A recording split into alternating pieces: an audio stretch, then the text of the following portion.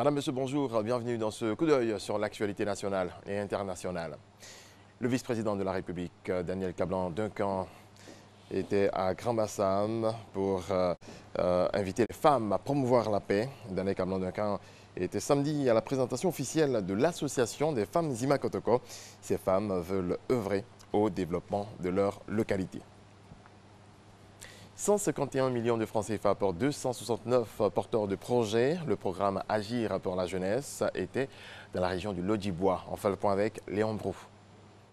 Heureux Franck, jeune éleveur de porc, désemparé 2 ans plus tôt, qui pourra désormais accroître ses activités avec ce financement de 900 000 francs CFA. Il me manquait un peu d'argent. Bon, avec ce chèque que j'ai reçu, je pense que le projet pourra encore évoluer de plus. Avec Franck, ce sont au total 296 jeunes, dont 103 filles de la région du Lodjibois, à qui le gouvernement octroie ainsi son appui financier pour un cumul de 151 millions de francs CFA.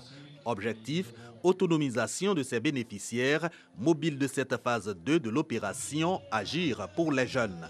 En recevant leur chèque, bénéficiaires du Lodjibois et représentants du gouvernement se sont voulus en phase. Il faut rembourser ces prêts pour donner toutes les chances de succès à la phase 3 de l'opération Agir pour les jeunes. Une initiative preuve toute somme de la politique inclusive du chef de l'État en faveur des jeunes. Pour la 3e phase qui va commencer au mois de juin, c'est 3 457 jeunes du Lodjibois pour un montant de 1 555 650 000 francs CFA.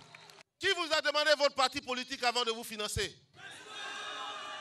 On vous a demandé votre religion avant de vous financer? Ou Foué Boigny nous a dit que tu sois chrétien, musulman, du nord, du centre, de l'ouest, de l'est, du sud, nous sommes tous les mêmes. Ce que fait le président de la République, c'est travailler pour l'ensemble des Ivoiriens. Tous les jeunes Ivoiriens ne peuvent pas devenir des fonctionnaires, mais tout le monde peut mener une activité. L'opération Agir pour les jeunes, en sa phase 2, est un volet du programme social du gouvernement pour l'insertion socio-professionnelle de 500 000 jeunes sur toute l'étendue du territoire national. Le monde de chic, du beau et du glamour réunis en un seul lieu autour d'un seul rendez-vous. Afrique Fashion Show, l'événement international annuel de la mode africaine, s'est tenu à Abidjan. Cette année, les organisateurs ont décidé de promouvoir l'insertion professionnelle de la jeune fille Patricia Omouizia. Afrique Fashion Show 14, c'est environ 40 mannequins, une dizaine de créateurs nationaux et internationaux qui ont décliné en plusieurs tableaux leur savoir-faire. Cette collection-là se nomme Étincelle. Pourquoi? Parce que c'est beaucoup de paillettes, beaucoup de lumière et c'était un plaisir pour moi de la travailler le plus rapidement possible. Ce 14e show a édifié le public. J'ai trouvé ce défilé magique. Il y avait plein de grands artistes qui ont beaucoup de talent. Et je pense que c'est à refaire.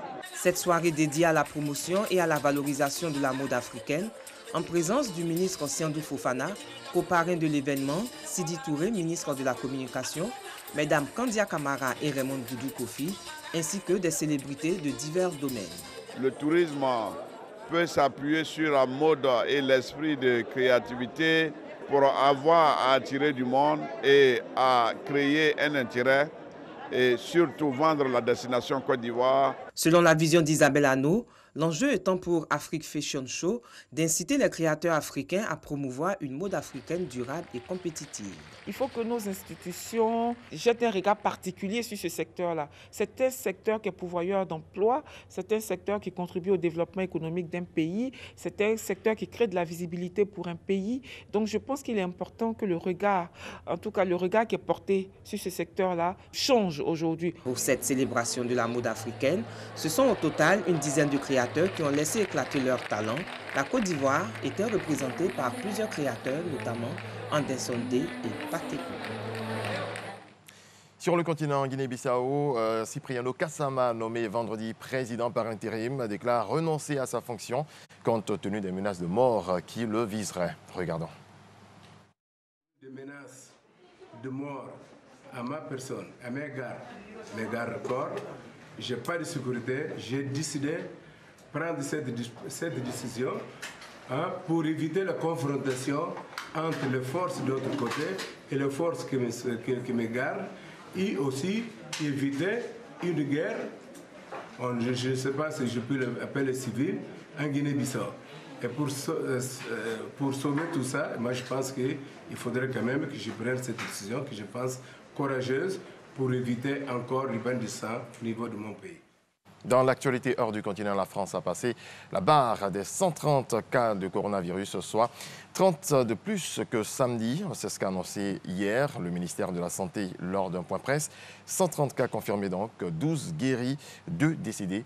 116 sont hospitalisés pour des raisons d'isolement et 9 sont en situation clinique grave, a déclaré Jérôme Salomon, directeur général de la Santé.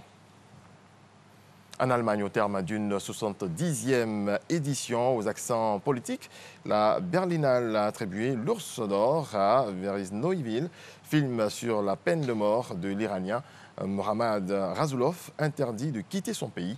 L'absent à cette soirée, déjà primé en 2017 à Cannes pour un homme intègre, qui lui a valu une condamnation 2 ans plus tard à 2 ans d'interdiction de quitter le territoire et une peine de prison. Et puis un mot de foot avant de nous quitter. Hier, il y a eu l'acte 2 du Classico en Espagne, en Ligue 1 espagnole, donc entre le Real Madrid et le FC Barcelone. Un Classico qui a tourné en faveur du Real Madrid. Score final 2-0. Le Real prend donc la tête du championnat. Merci de votre attention. C'est la fin de ce point de l'actualité. Excellent début de semaine à toutes et à tous.